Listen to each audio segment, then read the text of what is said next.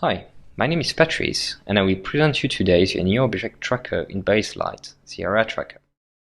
As you may probably know, object trackers are designed to select an object in a scene and to follow it in a sequence.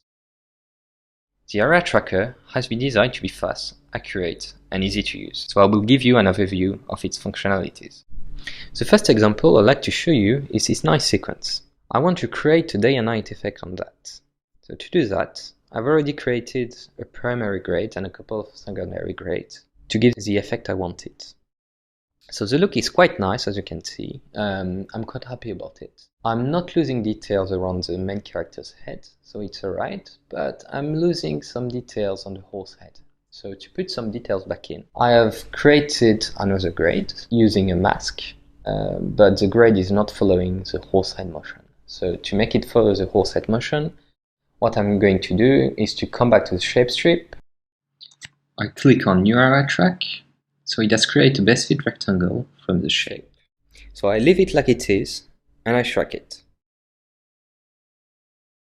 Alright, so it has followed it really nicely, especially because we have a lot of motion in this sequence. The tracker has to cope with a rotation which is not planar, with scale, translation, and a lot of shaking as well. And it does it really quickly. Now I come back to the shape strip. I can see that the shape follows the motion now. Let's have a look at the final result. I'm no more losing the details on the horse head, as you can see. It does apply nicely the grade and thus follows the motion. But to show off how good the final grade is, I will compare the source material to the final grade. And I have the final result I wanted without losing the details. I'm quite happy about that. So let's move on to another example. So in this example, I'm going to explain you the keyframe. So as you can see in this sequence, the head is occluded at some point, and I still want to track it. So in general, it's quite difficult to do that with trackers. So I will show you how you can do it easily with the area track. I have already created the effect I wanted, so from that sequence. So as you can see, I have my primary grade for doing that. But now I want to work on his face. So to do that, I did it in a different manner this time. I've already created my tracker, and to show you how easy it is to link from a tracker to a shape. So I will come back to the tracker strip and hit copy params from the tracker strip, select the shape strip and paste it. And now I will track. So as you can see, after a few frames, the tracker stops. So it's expected because it can't track anymore due to a full occlusion. So to continue the tracking, I will have to jump to the first non-occluded frame and insert a new reference. So I do end up with two rectangles, as you can see. So the first one, the plain one I'm playing with, is what I want to track from that point. If I want to track something, then I will select this rectangle and put this rectangle on the thing I want to track. And I have a dotted one as well. So the one I'm playing with now. This one does represent the result it will produce if I link it in a shape or in a transform. I adjust it on the head.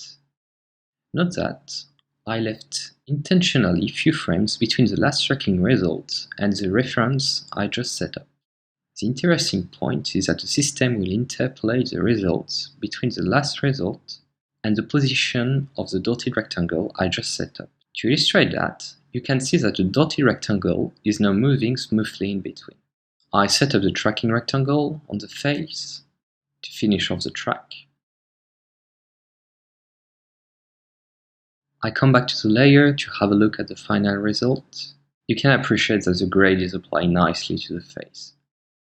I do end up with the effect I wanted. Let's move on to another example. I want to show you how accurate the area track is. So to do that, I've already created a couple of grades. So I have a primary grade and a couple of secondary grades. Here is my final look. But then I will want to work only on his eyes, to work on the exposure, to remove bags, and to do stuff like that. Again, I've already created the grade for that, which is based on the shape. The shape is composed of two curves. And what I will want to do is from these two curves to create a tracker with the area track and to track it. and I will have to track forward and backwards because I'm in the middle of the sequence. But to show you how good it is in reality, I will display only the tracked shape by changing the render mode to layer matte inverted overlay. I display only the eyes in that mode. You can really appreciate how accurate it is. Come back to my final layer. I'm displaying the treatments on the eyes. You can now appreciate how the combination of a shape and a tracker is a really accurate way of working on a specific region. And it's really easy to do that.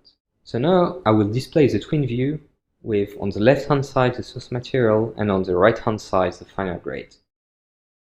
So as you can see, the result is quite nice.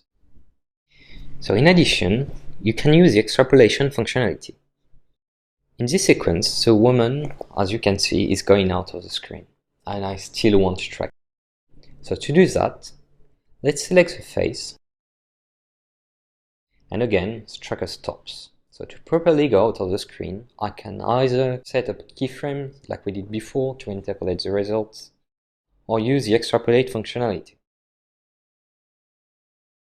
So I do specify I want 20 results, and hit extrapolate forward. We are properly going out of the screen, and I do end up with a nice track.